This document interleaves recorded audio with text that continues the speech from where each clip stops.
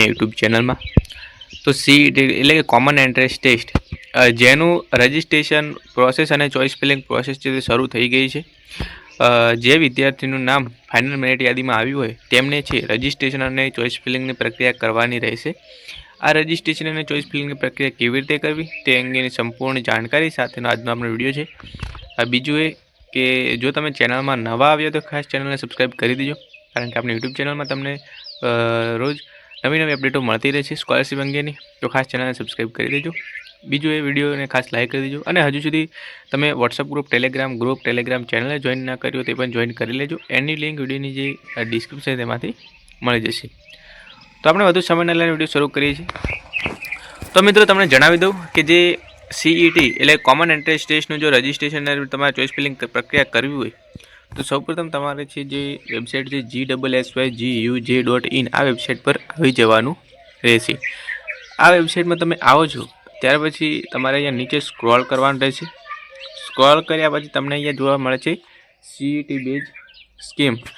તો આમાં તમારે જે ફર્સ્ટ નંબરનો ઓપ્શન છે વિદ્યાર્થી રજિસ્ટ્રેશન અપ્રુવલ શાળા DPO લોગિન 2025 આમાં જોવા મળે છે, પરંતુ તમે આના ઉપર ક્લિક કરશો તો 2026નું ઓપન થશે। અહીંયા લખેલું છે 2025નું, પણ તમે લિંક ઉપર ક્લિક કરશો એટલે 2026નું એટલે આ સાલનું છે જે સીઈટી રજિસ્ટ્રેશન અને ચોઇસ ફિલિંગ વાળું છે તે ઓપન થશે। તો મિત્રો આપણે એ તમને બતાવું એ પહેલાં તમને જણાવી દઉં કે જો તમારે ઘરે બેઠા રજિસ્ટ્રેશન તેમજ ચોઇસ ફિલિંગની સંપૂર્ણ પ્રક્રિયા કરાવી હોય તો આપેલ નંબર પર તમારે વોટ્સઅપમાં ફક્ત મેસેજ કરવાનો રહેશે, તો હું તમને કરી આપીશ। જે નંબર પર તમને જોવા મળે છે એ નંબર પર તમારે મેસેજ કરવાનો રહેશે, તો અમે તમે ન જેવી ફી સાથે રજિસ્ટ્રેશનની પ્રોસેસ, ચોઇસ ફિલિંગની પ્રોસેસ, તેમજ ડોક્યુમેન્ટ અપલોડની પ્રોસેસ, સંપૂર્ણ પ્રોસેસ છે તે અમે કરી આપીશું। તો મિત્રો વાત કરીએ રજિસ્ટ્રેશન ચોઇસ ફિલિંગની, તો સૌપ્રથમ તમારે એ પહેલી જે એ લિંક છે એના પર ક્લિક કરવાનું રહેશે। એના પર ક્લિક કરશો એટલે તમે જોઈ શકો છો આ પ્રકારનું ઓપન થયેલું જોવા મળશે। રજિસ્ટ્રેશન કરવા માટે તમારે શું કરવાનું છે, અહીંયા સ્ટુડન્ટ રજિસ્ટ્રેશન ઓપ્શન પર તમારે ક્લિક કરવાનું રહેશે। તો આપણે સ્ટુડન્ટ રજિસ્ટ્રેશનમાં ક્લિક કરીશું। તો મિત્રો એટલું કર્યા પછી તમને આ પ્રકારનું જે છે પેજ ઓપન જોવા મળશે। તેમાં તમને અહીંયા ટીચર કોડ એન્ટર કરવાનું કહે છે, મોબાઈલ નંબર એન્ટર કરવાનો રહેશે અને OTP એન્ટર કરવાનું છે। તો જે શાળાના વિદ્યાર્થીઓ જે સરકારી શાળામાં અભ્યાસ કરતા હોય તે સરકારી શાળા વિદ્યાર્થીઓએ અહીંયા ટીચર કોડ એન્ટર કરીને મોબાઈલ નંબર એન્ટર કરવાનો છે અને OTP દ્વારા તેમને છે આ ચોઇસ ફિલિંગ અને રજિસ્ટ્રેશન પ્રોસેસ કરવાની રહેશે। પરંતુ જે વિદ્યાર્થીઓ 1 થી 5 પ્રાઇવેટ સ્કૂલમાં અભ્યાસ કર્યો હોય અને જેમને 1 થી 5 પ્રાઇવેટ સ્કૂલમાં અભ્યાસ કર્યો અથવા આરટીમાં અભ્યાસ કર્યો હોય તો તેવા વિદ્યાર્થીઓએ અહીંયા રજિસ્ટર ફોર પ્રાઇવેટ સ્ટુડન્ટ એના પર ક્લિક કરવાનું રહેશે। તો આપણે રજિસ્ટર ફોર પ્રાઇવેટ સ્ટુડન્ટ પર ક્લિક કરીશું તો એ તમે જોઈ શકો છો રજિસ્ટ્રેશન માટેનું જે ફોર્મ છે તે ઓપન થઈ ગયું છે। સૌપ્રથમ તમારે અહીંયા જે CTS ID છે એટલે કે વિદ્યાર્થીઓને જે 18 આંકડાનો જે આધાર ડાયસ કોડ છે અથવા UDIS કોડ છે તે અહીંયા એન્ટર કરવાનો રહેશે। અહીંયા તમે 18 આંકડાનો જે ડાયસ કોડ એન્ટર કરશો એટલે ઓટો ફિલ થઈને અહીંયા વિદ્યાર્થીનું નામ શો થઈ જશે, આપોઆપ આવી જશે, ફાધર નેમ પણ આવી જશે, આપોઆપ સર નેમ પણ આવી જશે, અહીંયા ડેટ ઓફ બર્થ પણ આવી જશે। જો ડેટ ઓફ બર્થમાં કંઈ મિસ્ટેક હોય તો તમે અહીંયા સુધારી પણ શકો, તો અહીંયાથી તમે સુધારી શકો છો। પરંતુ જે તમારું સીઈટીનું જે રિઝલ્ટ છે એ જ પ્રમાણે અહીંયા ડેટ ઓફ બર્થ પણ એન્ટર કરવાની રહેશે।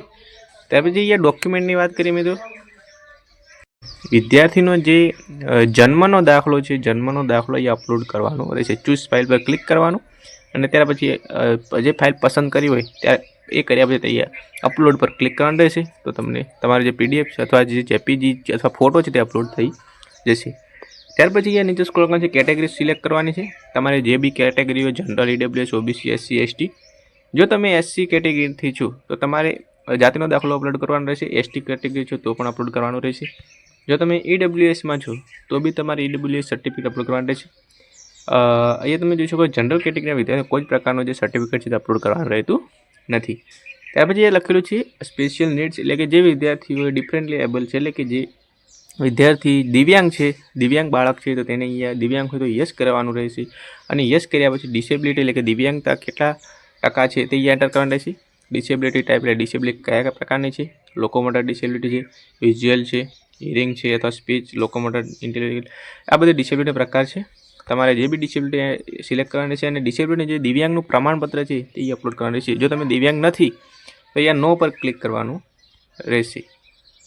ત્યાર પછી એ એજ્યુકેશન ડિટેલમાં તમે જોઈ શકો છો કે વિદ્યાર્થી જો તમે 1 થી 5 સળંગ સરકારી શાળામાં અભ્યાસ કર્યો હોય તો અહીંયા યસ લખેલું આવશે, અન્યથા નો આવશે. ત્યાર પછી અહીંયા મિત્રો રેસિડેન્શિયલ ડિટેલમાં વાત કરીએ તો ડિસ્ટ્રિક્ટ છે તો આપોઆપ તમારે શો થઈ જશે. ત્યાર પછી અહીંયા શો સ્કીમ પર તમારે ક્લિક કરવાની છે, એટલે તમારે જે પણ તમે સ્કીમ તમને લાગુ પડે છે તે અહીંયા જે શો થઈને આવી જશે. આટલું કર્યા પછી તમારે અહીંયા તમારો મોબાઈલ નંબર એન્ટર કરવાનો રહેશે. મોબાઈલ નંબર એન્ટર કર્યા પછી સેન્ડ ઓટીપી પર ક્લિક કરવાનું રહેશે અને અહીંયા જે ઓટીપી છે તે એન્ટર કરવાનું રહેશે અને વેરીફાઈ કરવાનું રહેશે. હવે તમારે એક પાસવર્ડ ક્રિએટ કરવાનો રહેશે. અહીંયા સેટ પાસવર્ડ કરી લેવાનું છે. તમારે કોઈ બી પાસવર્ડ છે તમારે રીતે તમે સેટ કરી શકો છો. અહીંયા સેટ પાસવર્ડ કરીને ફરીથી એ અહીંયા પાસવર્ડ એન્ટર કરવાનો રહેશે. એટલું કર્યા પછી તમે અહીંયા જે ટીક માર્ક આપવાનું રહેશે અને લાસ્ટમાં તમારે સબમિટ રજિસ્ટ્રેશન ઓપ્શન પર ક્લિક કરવાનું રહેશે, એટલે તમારું ફોર્મ છે તે સબમિટ થઈ જશે. આટલું કર્યા પછી મિત્રો હજુ પ્રોસેસ છે બાકી છે. વાત કરીએ કે તમે ફોર્મ સબમિટ કરો છો ત્યાર પછી તમે જ્યારે લોગિન કરવા જશો મિત્રો, તમને જણાવી દઉં, જ્યારે તમે લોગિન કરવા જશો તો લોગિન કરવામાં છે તમને એક એરર અથવા એક શો થતું હોય છે ઓપ્શન કે student not approve yet, please try again later. એટલે કે વિદ્યાર્થીનું ફોર્મ છે હજુ મિત્રો એપ્રુવ થયું નથી. આગળથી જો તમે અહીંયાથી રજિસ્ટ્રેશન કરો છો, રજિસ્ટ્રેશન કર્યા પછી તમારું ફોર્મ આગળ ડીઓ કચેરીમાં જાય છે. ડીઓ કચેરીમાં એ લોકો તમારું ફોર્મ વેરીફાઈ કરે છે, મંજૂર કરે છે, ત્યાર પછી જ તમે ચોઈસ ફિલિંગ કરી શકશો. જો એમને લાગે છે કે ફોર્મમાં સુધારા વધારા કરવા લાયક છે તો તમારા ફોર્મ પાછું આવશે ને તમે સુધારો કરી શકશો, એડિટ કરી શકશો. અને જો સુધારા વધારા કરવા જેવા નથી તો એ લોકો ફોર્મ મંજૂર કરશે અને તમે છે લોગિન કરી શકશો. તો તમારે છે જોતા રહેવાનું છે તમારું ફોર્મ કે એપ્રુવ થયું છે કે નહીં, લોગિન થાય છે કે નહીં. લોગિન કર્યા પછી તમારે છે સ્ટેપ ટુ સ્ટેપ તમારે જે પણ પસંદગી હોય તે પસંદગી તમારે કરવાની છે. શાળાની તમારે રક્ષાશક્તિ સ્કૂલમાં એડમિશન લેવું છે તો રક્ષાશક્તિ સ્કૂલનું તમારે પસંદ કરવાની છે. તમારે જો તમને સ્કોલરશિપ મળતી હોય તો સ્કોલરશિપ પણ પસંદ કરવાની રહેશે, સ્કૂલ પણ પસંદ કરવાની રહેશે. એ રીતના મિત્રો તમારે કરવાનું રહેશે.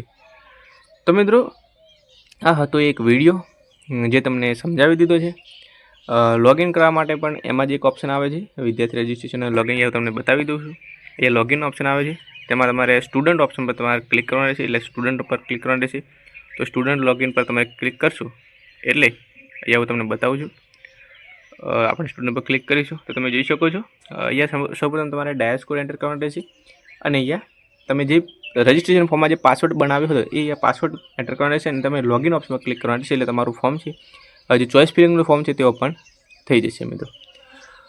તો મિત્રો આશા રાખું છું તમને વિડીયો ઇન્ફોર્મેટિવ લાગ્યો છે. વિડીયો પસંદ આવ્યો ખાસ લાઈક કરજો. નહીં જો તમારે ચોઈસ ફિલિંગ અને રજિસ્ટ્રેશન પ્રક્રિયા સંપૂર્ણ પ્રક્રિયા ઘરે બેઠા કરાવ્યું તો આપેલ નંબર પર તમે મેસેજ કરી શકો છો. તો મિત્રો મળે છે બીજા એક નવા વિડીયોમાં.